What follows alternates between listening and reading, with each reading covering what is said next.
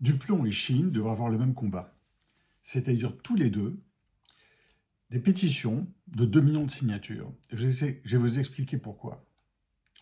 Pourquoi d'ailleurs je ne suis pas tout à fait d'accord avec ce qui concerne Duplon et pourquoi je serais tout à fait d'accord avec ce qui concerne Shein. Ce que certains disent Shine. Duplon, c'est plusieurs points. C'est d'abord l'acétamipride. L'acétamipride, un insecticide, si j'ai bien compris, qui attaque les insectes qui font pourrir, si on veut, les betteraves.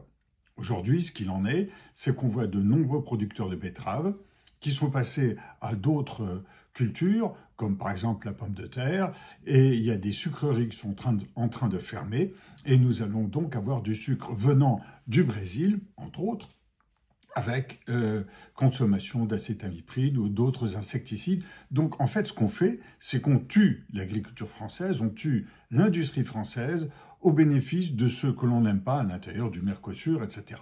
Bon, ça c'est la première chose. Après, on ne va pas parler d'autres points de la loi Duplon qui parlait des stockages d'eau.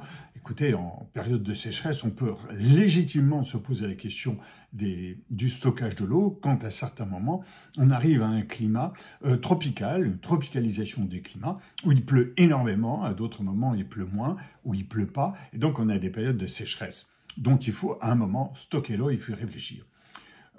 Cette loi aussi porte aussi la loi Duplon sur le relèvement du seuil des élevages. Ben, il était temps parce qu'en France, on est sur des petits élevages, alors que dans nos pays, les autres pays, on est sur des élevages extrêmement nombreux. D'ailleurs, on voit les éleveurs disparaître de plus en plus en France, que ce soit les éleveurs d'ailleurs de poulet, le poulet qui ne satisfait que 50% la consommation française, les élevages de porc, etc. Et puis, une autre partie qui tient sur la séparation entre conseil et vente de pesticides, mais c'est un autre point. Et Shein. Bien, Shein, c'est un véritable drame. D'abord, c'est un distributeur de textiles qui vend des produits venant de Chine, par exemple fabriqués par les Ouïghours, donc on n'a aucune garantie sur qui fabrique et dans quelles conditions les produits. Alors ça, c'est déjà un premier problème important quand on sait l'esclavagisme qu'il y a chez les Ouïghours. Et puis c'est une industrie, le textile, qui est parmi l'ensemble des industries, l'une sinon la plus polluante, qui pollue nos rivières, etc. Et on obtient par Shein des produits qui valent 4, 5 euros, 6 euros, qu'on achète au maximum sur un panier de 35 euros pour ne pas payer les transports. Et on arrive aujourd'hui à une consommation de pièces de textile, de vêtements en France, de 3,5 milliards de vêtements en 2024, c'est-à-dire qu'il se vend 10 millions de vêtements par jour. Et des gens comme Shein, et on pourrait ajouter Amazon et d'autres acteurs qui vendent des vêtements neufs, représentent une part significative du textile qui font que nos rues de nos villes sont des rues où les magasins de textiles ferment les uns après les autres. Alors peut-être que les agriculteurs ont dit ils vont se débrouiller, ils vont faire autre chose, même s'ils disparaissent petit à petit, il reste 400 000 agriculteurs. En ce qui concerne le textile, c'est un peu la même chose, les rues se vident de plus en plus.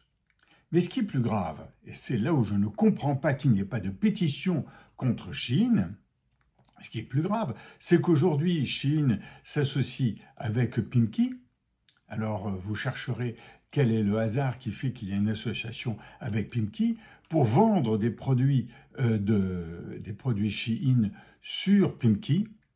Et là, c'est extrêmement grave puisque Shein propose de vendre les produits Pimki sur Shein et donc de fabriquer aussi des produits Pimki. C'est-à-dire que non seulement on a des produits vendus entièrement sur Internet, mais en plus on aura des points de vue des produits de point de vente qui seront fabriqués par ce système-là, nuisibles pour la société, nuisibles pour le climat bien sûr, et pour l'environnement. Alors à quand une pétition contre Shein qui récolte autant de voix qu'une pétition contre la loi Duplon?